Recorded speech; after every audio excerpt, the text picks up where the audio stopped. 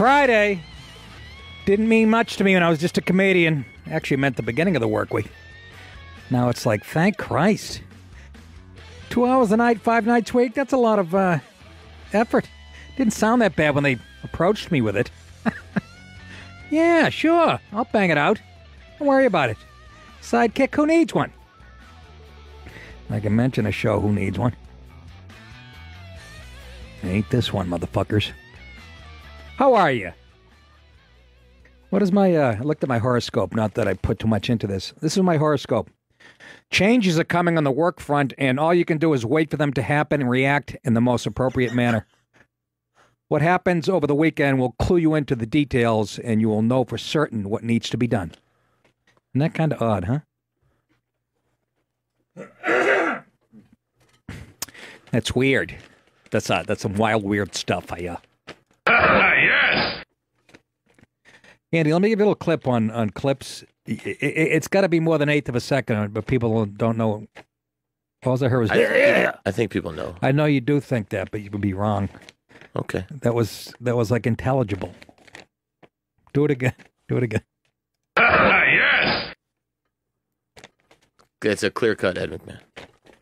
It's a clear cut to you, silly. Not to the fucking idiots who don't even know who Ed McMahon are. You know, people half our age. R. Ever. You are correct, sir. But it's got to be. I always had a problem with that. Even my free FM radio show, they were always, the clip you got to show on it. No, I don't. I'm a comic. I know how much line I have to let out for the dopes to get it, and I know how little to let out. And I understand that brevity is the genius of wit. I think it was either Mark Twain or Mitch McConnell said that. They keep showing him on the news, that no-chin idiot with his giant glasses. What is he, the most savvy politician? He's been in office forever. These Kentucky guy. I'm talking to Brendan, not even realizing. Brendan, what is the key? What's with the Kentucky? They're very slippery, the politicians, huh? I think he opened something like 200 Walmarts all across the state, so he's very popular. Well, there's nothing wrong with that. I know you don't like it from your school. You don't care either way. He's like, I shop at Brooks Brothers. Look at me. Walmart, let me tell you about Walmart. They hire a lot of poor people, too, and give them benefits, and there's a lot of shit there, low prices, and if you got a big family, not much money, it's the place to go. Andy Flowers will tell you that. It's where he gets all his wallpaper and his living room furniture. That's the beauty of that place. You can go in there. You can get snow tires, a picnic basket, and have your hip replaced.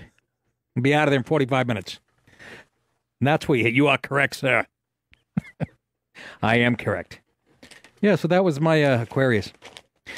Just a little thought on the way in here, folks. Anybody texting behind the wheel? If you're doing it in the left lane on a 2-lane highway and you're slowing down to 40, I want you not to be fined or whatever. I want you to be taken out and shot in front of your kids. Drifting into my lane. I look over, this kid's got his face buried in his phone. He's in the left lane of a 2-lane highway.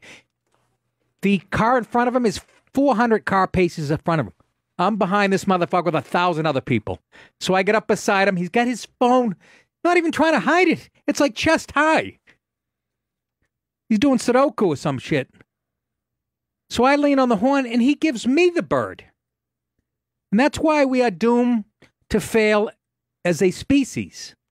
The fact that he can't acknowledge he's being a jerk-off at that point. Just acknowledge it. I've got caught doing it. I've been not doing the right thing. And somebody leans on the horn, and I give him one of these. Like, like a fag waving out the window. Like somebody in a parade. A queen, You know how they do that way. Yeah. Like, sorry, my fault.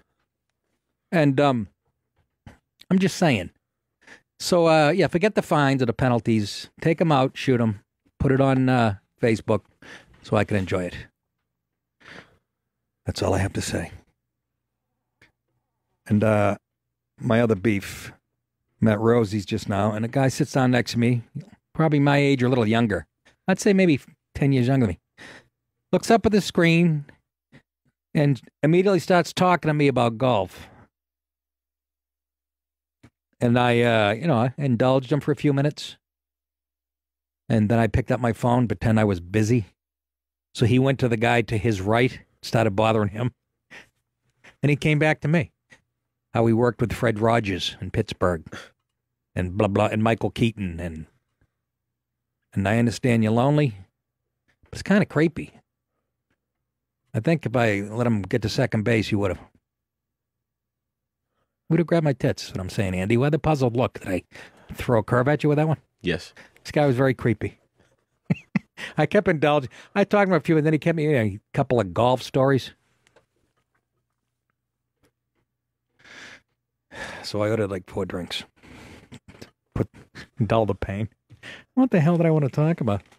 By the way, on the show tonight, and this guy, you know him, Andy? Have you done Red Eye or any of those? No, I never did Red Eye, but I know Tom from the comedy scene. Tom Shalhoub is one of the nicest guys you'll ever meet. He was always on Gutfeld, then he took over when Gutfeld left Red Eye. And he's just as nice a guy as he comes across. So I read I skipped through chapters of his book. I don't have time. I have 3 kids and 4 in Mississippi that in their late teens, I have to pay alimony down there and palimony. But his book, what's it called, Andy? Mean Dads for a Better America. And I read it, and most of it, and again, charming, smart, insightful, just what you'd think from Tom Shalhoub. Just a charming guy. By the way, I didn't even realize he was from my home state of Massachusetts. From Norwood. And he the first couple chapters, I'm like, oh my God, it's like we grew up in this. It's amazing how uniform life is. He's describing stuff. He's about my age. And he's describing, I think he is, right, Brennan? I don't know. Maybe younger than me. But describing his childhood. And he's Catholic. And his dad was kind of strict and whatnot. And that's what the book's about. He grew up to be a pretty successful guy. And it's really charming and well written. The 4 chapters I read out of the 31. And, well, come on. I have 3 other books. We have a porn star coming in next week. I had to brush up on that. And we have a girl with 1 breast on Thursday. That was a pamphlet. I don't even know what the fuck that means. But pick up Tom's new book, Mean Dads for a Better America, The Genuine Rewards of an Old-Fashioned Childhood. And listen to his brand new show on Fox News Radio. What? He's on Fox News Radio? Yeah, it just started last week. Well, I think we should call in and trash the show, just like they do here. The Tom Shalhoub Show, every day from 3 to 6 p.m. Eastern Standard Time. Visit TomShalhoub.com for more info. Follow him on Twitter at Tom Shalhoub. So he'll be in here at what time, 7 o'clock? Yes, sir. That's 4 out west. Good dude. And I'm reading through the New York Post, and there's a little blurb in there. For you people who think this is the greatest city, it might have been at one point, but I've been watching it fall apart since Comrade de Blasio took over and has been unraveling every policy that Giuliani and Bloomberg put in place that made this place semi-civil. I'm in the Post flipping through, and a woman fell asleep on the subway. She felt like wet hitting her in the face. She woke up and some guy was pissing in her face. Now, don't tell me that happens everywhere. It might happen once in Detroit or something, but it happens 6 times a day here. This place is a sewer right now. I'm stepping over homeless people every other fucking block. Again, just like San Francisco. What do they have in common? In Chicago is a war zone. What do they all have in common? Real conservative governors? No. Is that what freedom looks like in the eyes of a lefty? Somebody laying in their own shit? Don't bother them. Don't judge them. This woman woke up and there was a guy standing over her pissing in her face. And we knew he had, I think they said he had, I don't know, a red shirt and gray jeans or something. So apparently he's part of the Rutgers Scarlet Knights. Pissing in the woman. We know what he was wearing, right? But we can't mention the color that we all need to know. And again, I'm not casting aspersions here. In a subway, it could be anything. You know? Perverts come in all colors. But the point being, the quality of life is in the toilet. Because people like de Blasio live by this motto, don't judge anybody by, let people... That's what you get with live and let live. I say live and put your dick back in your pants. I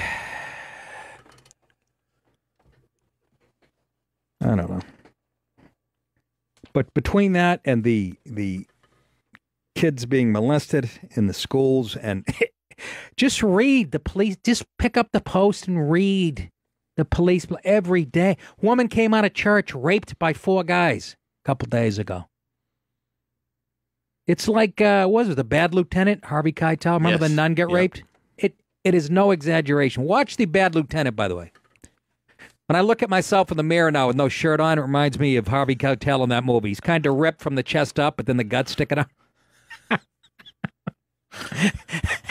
866-969-1969. So I don't want to hear about how great the city is. The subway systems don't work. Every morning for the last 3 weeks, they show people on the platform an hour late for work. It's falling apart at the seams. It is a shit hole. I will continue to commute into here, but I got to be honest with you, I'm not missing living right here in the city. It is going back to the bad old days when I first moved here and David Dinkins was in office. The garbage was stacked higher than your head on the sidewalk everywhere. I went out to I lived there for a year. I went out to L.A. for a year, came back, and Giuliani had become mayor, and I couldn't believe it. You couldn't find a piece of paper on the street. The squeegee guys were gone. You used to pull up in your car at a red light or whatever, and 9 guys would jump out, squirt shit on your windshield. I think it was their piss they were squirting with a squeegee. You could be on a bike to try to squeegee your face for $5. Unbelievable. I went out to L.A. for you, came back, it was all gone. There was a new mayor in town. And Bloomberg continued most of Giuliani's policies, but now we're back with the left-wing chooch. By the way, a cop got shot here, killed a female cop, and he goes to Hamburg, Germany, to play with his radical friends. So may he die in his sleep tonight. Your thoughts? 866-969-1969. Excuse me. All right, Connor in San Francisco. I think he was calling about this yesterday, too. What's up, Connor? What's going on? Hey, Big Guinea. How you doing? Yeah, I was calling about that yesterday. Yeah. How's it going, man? Ben Shapiro, speaking of Berkeley. Yeah, I saw it on the news the other day when I was getting ready for work. They said he's slated to speak in September, and he'll be in some kind of, town hall or something there. Yeah, that's not going to happen. You know what you think? Yeah, that's kind of what I'm thinking. Yeah. The odds that he's going to get to speak, I'm sure there's going to be a bunch of assholes in, black clothes and fucking little ski masks on, throwing rocks and shit. Set shit on fire, Why would you announce it? Why would you announce it, 4 months ahead of time? Yeah, I don't really. That just gives more time to plan, Yeah. Come in with fucking megaphones and rape whistles to drown everything out. Yeah, they're going to, those Johnny badasses will break a bunch of windows at Starbucks and, Yeah, and they hide their faces, though. That's, Yeah, behind stand up for what you believe in. Show your face. Yeah, exactly. It's like the idiots on Twitter that are anonymous. Oh, yeah. It really is. We do lack moral courage in this country deeply. There's a whole generation. And they lean far left. Yeah, it's kind of a bummer. Same thing going on in San Francisco that you were talking about in New York. Hey, it's getting worse and worse as I hear it gets better and better. Hey, Connor, who's the mayor of San Francisco now? It's Ed Lee. Ed Lee, Asian guy, right? Yeah.